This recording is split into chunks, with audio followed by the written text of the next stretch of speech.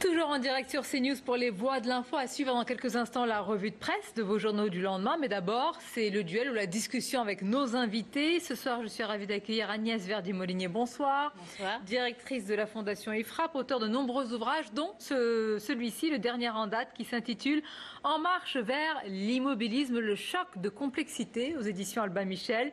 Et merci d'être là. Jean-Pierre Mercier, bonsoir. Bonsoir. Délégué syndical CGT du groupe PSA Peugeot Citroën. Avant d'aborder notre thème qui était assez précis sur les impôts records, les taxes au plus haut, c'est une fatalité en France, je voudrais vous faire réagir au débat qu'on vient d'avoir avec, on l'a vu, en tous les cas pour le ministre de l'Intérieur, Agnès Verdier-Molinier, qui insiste beaucoup sur les actes évidemment éminemment répréhensibles, des actes racistes, homophobes, antisémites qui ont émaillé parfois ce mouvement des Gilets jaunes. Est-ce qu'il faut insister ? Évidemment, il s'agit d'en parler, mais est-ce qu'il faut autant insister ? On a l'impression qu'il y a une véritable entreprise de décrédibilisation du mouvement. Quel est votre avis ? De toute façon, un mouvement comme celui-là, qui en fait vient directement de la population, qui n'est pas encadré par des corps constitués, eh bien, il est beaucoup plus difficile aussi qu'il ne se passe pas d'événements en marge, et malheureusement il y en a eu à déplorer et des graves. Donc c'est vrai que du côté du ministère de l'Intérieur, évidemment, ils sont sur les dents et qu'ils voient ça surtout sur la question de comment on va faire pour éviter d'autres difficultés, d'autres potentiellement blessés. Bon, il y a quand même eu un mort. Enfin, bon, donc tout ça, c'est vrai que c'est compliqué à gérer, mais c'est aussi un mouvement qui vient de la société civile, qui est très, difficile à comprendre. Il est difficile de savoir comment ça va se passer derrière, mais il faut aussi comprendre qu'il y a quelque chose qui relève plus du ras-le-bol fiscal. On va en parler tout à l'heure. Oui. Et qui est un peu viscéral finalement. Et donc il ne faut pas sous-estimer non plus l'ampleur de ce sentiment d'incompréhension qui traverse la France dans tous les sens et qui, pour moi, contrairement à ce qui a été dit sur le plateau tout à l'heure, n'est pas simplement une France contre une autre, une France périphérique contre une France intramuros ou une France des métropoles. Parce qu'en réalité, beaucoup de personnes qui travaillent dans la ruralité, qui habitent dans la ruralité, travaillent aussi en ville, etc., etc. Enfin, il n'y a pas deux France qui s'affrontent, à mon avis. Le ras-le-bol fiscal, il est général. C'est intéressant. Vous avez une analyse différente. Jean-Pierre Mercier, avant d'aborder la question plus spécifique des impôts, des taxes et des prélèvements, justement sur ce que vous entendez là depuis quelques jours, c'est une France, pardonnez-moi l'expression, on entend c'est la France un peu beauf, c'est la France blanche, c'est une France aussi un peu, voilà, avec des mouvements racistes, c'est noyauté par l'extrême droite. Qu'est-ce que vous pensez de tout cela ? C'est un mouvement qui est très très hétérogène, qui a rassemblé plusieurs centaines de milliers de personnes, beaucoup plus que 300 000 sans doute, pour le 17 novembre en tout cas. Il est certain qu'il y a de tout.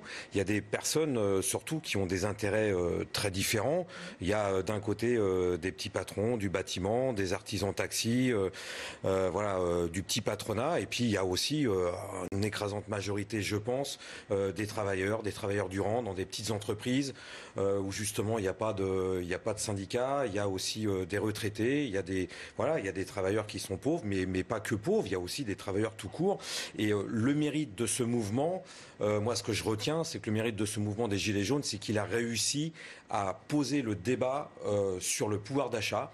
Il a réussi à poser parce que tout le monde quand j'entendais très tous les juste, témoignages, alors que ce débat, on n'en parlait pas sur le pouvoir d'achat. C'était très compliqué, on n'arrivait pas à se faire entendre. Nous, en tout cas, militants ouvriers, on n'arrivait pas à se faire entendre. Mais en tout cas, il a réussi à poser ce débat-là. Mais surtout, tous les témoignages qui sont passés dans les médias, tout le monde ramenait à son revenu. Son revenu, c'est-à-dire soit son salaire qui était bloqué, soit sa pension de retraite qui était bloquée, soit son minima social. Et vraiment, la solution, elle est là, c'est l'augmentation des salaires par rapport à l'augmentation des prix. Il faut que les salaires augmentent en fonction de l'augmentation des prix. En posant ce débat, on rejoint forcément le débat et l'une des revendications, finalement, c'est peut-être le lien entre tous ces gilets jaunes et au-delà, ceux qui ne sont pas sortis de chez eux mais qui pensent là de ce ras-le-bol fiscal. Et on a posé cette question, regardez Agnès Verdier-Molinier, le titre de ce débat, est-ce que c'est une fatalité en France? Alors le problème, c'est, le ras-le-bol fiscal et le pouvoir d'achat sont intimement liés. Alors évidemment, le pouvoir d'achat, il vient des salaires ou il vient de tout ce que vous pouvez créer vous-même comme richesse en tant qu'aussi indépendant. Un indépendant, il a aussi de la fiscalité à payer sur finalement le salaire qui se crée lui-même.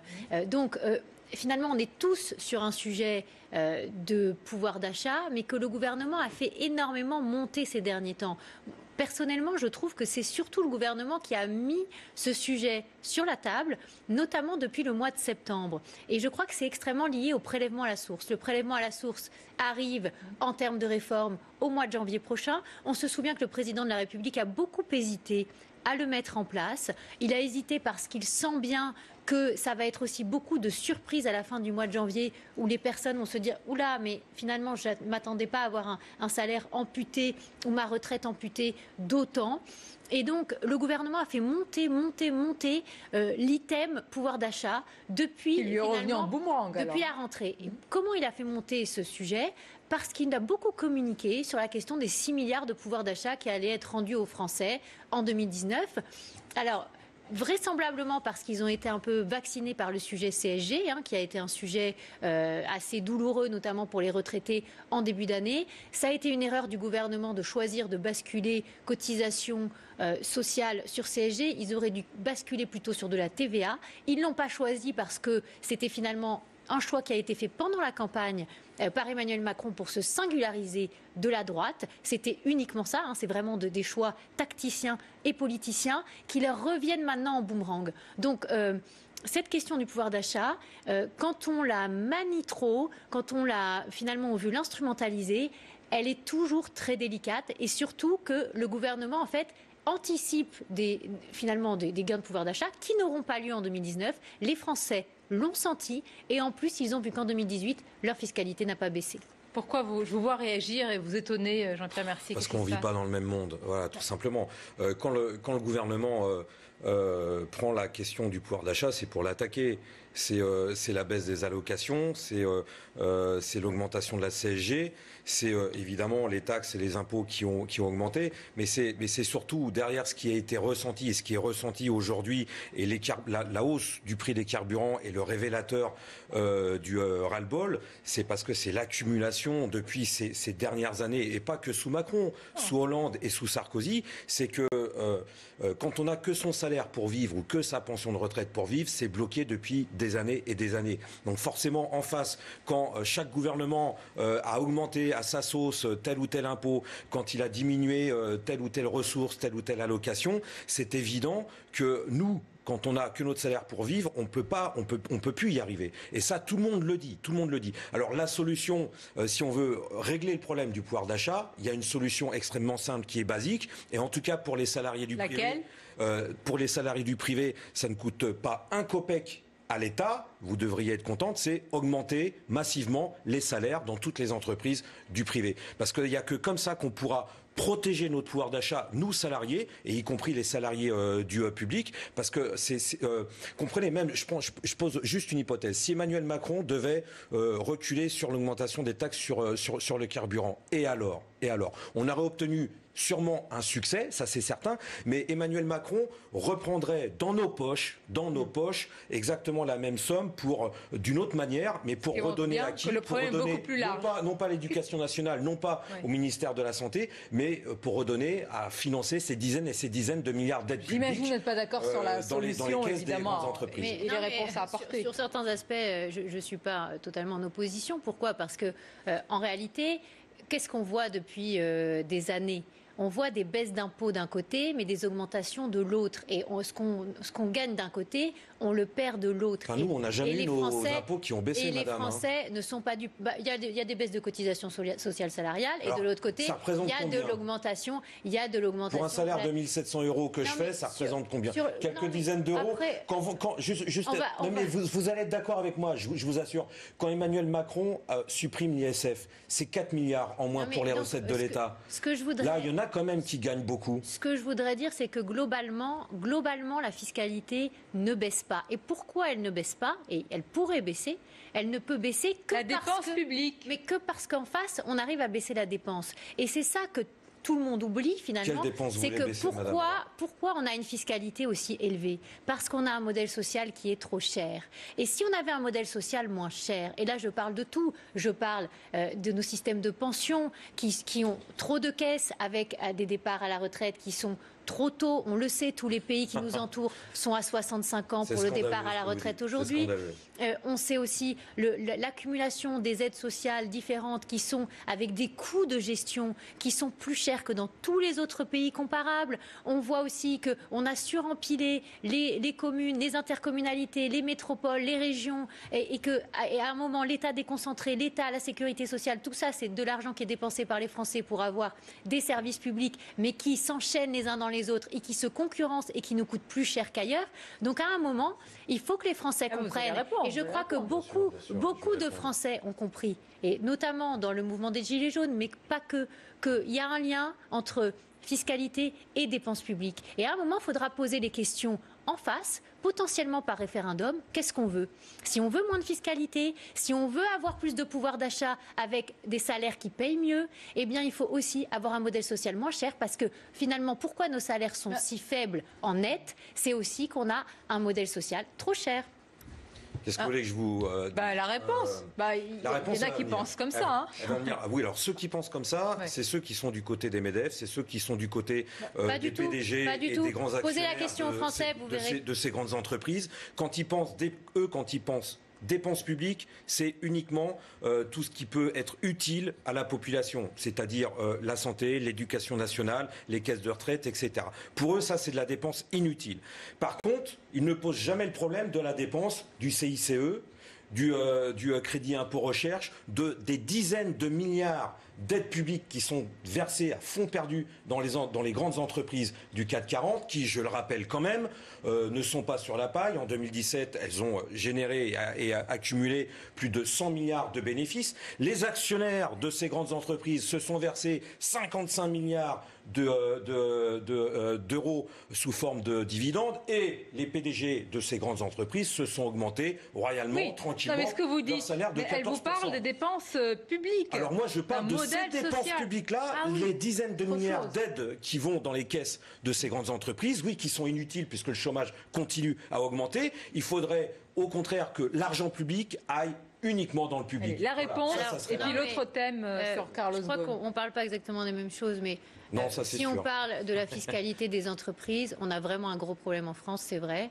On a une fiscalité écrasante pour nos entreprises, notamment sur les taxes sur la production. Ça, c'est les larmes du patronat. C'est toujours en train de pleurer. Et c'est ce qui fait qu'on ne crée pas assez d'emplois. Et ça, c'est très triste, parce qu'il y a beaucoup de Français qui sont au chômage, mais qui sont finalement au chômage parce qu'on n'a pas été capable collectivement, et ce n'est pas simplement ce gouvernement, les gouvernements précédents sont aussi en cause, et les syndicats sont aussi en cause parce qu'ils ne veulent jamais remettre en question l'organisation du système.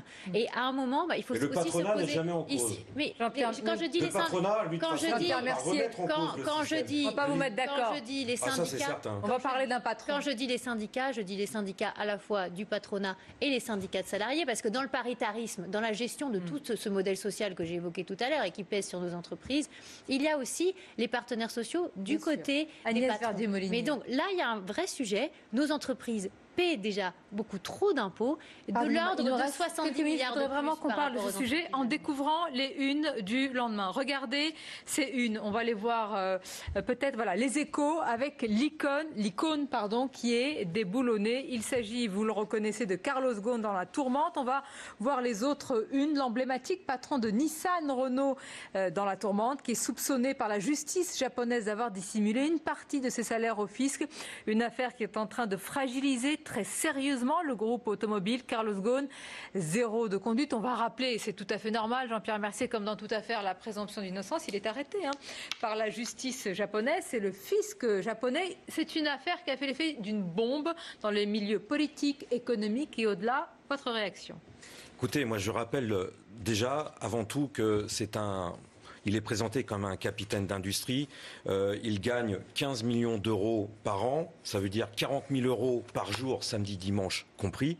Mais vous savez, bon là, il est accusé de malversation. Il est accusé d'avoir caché de l'argent, de n'avoir pas déclaré de l'argent au fisc japonais. En gros, il est accusé de vol.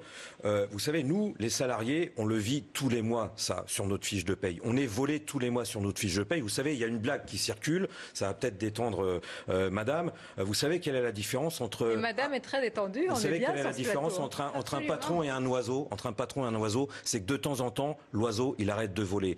Et ce qui est remarquable ici... Et alors mettre tout le monde dans le même sac, moi je ne sais pas si ça va participer à l'apaisement du débat. Déjà, les patrons, les oiseaux... Vous savez, je ne sais pas si j'ai envie d'apaiser le débat quand on voit Carlos Ghosn qui gagne 15 millions d'euros par an, qui fait la tournée des usines Renault. On a eu votre en France réaction, pour Jean-Pierre, merci. Pour dire que les ouvriers sont trop payés. Agnès Verdier-Molinier, pour conclure. Non, mais moi, j'ai pas envie d'hurler avec les loups et de dire de le condamner immédiatement. Il faut d'abord voir ce qui s'est réellement passé. Est-ce que c'était une habitude? Est-ce que ça remonte à avant? Quels sont véritablement les montants en jeu? Parce que finalement, la fiscalité japonaise, elle est quand même assez faible sur le revenu. Donc voilà, regardons déjà ce qu'il en est, regardons les chiffres. Et puis, rappelons aussi quand même qu'il a été... je dis il a été parce qu'on ne sait pas trop combien de temps il va encore l'être, mais quand même un grand patron de Renault-Nissan. Merci. Et voilà. Pour vos réactions ce soir sur ces différents thèmes, on a abordé les grands sujets dans l'actualité. Merci Jean-Pierre Mercier, merci Agnès Verdier-Molinier, auteur du livre En marche vers l'immobilisme. Belle soirée à vous. Rendez-vous avec Patrice Boisfer pour l'actualité, Yves Calvi pour l'info du vrai et à demain avec moi à 22h avec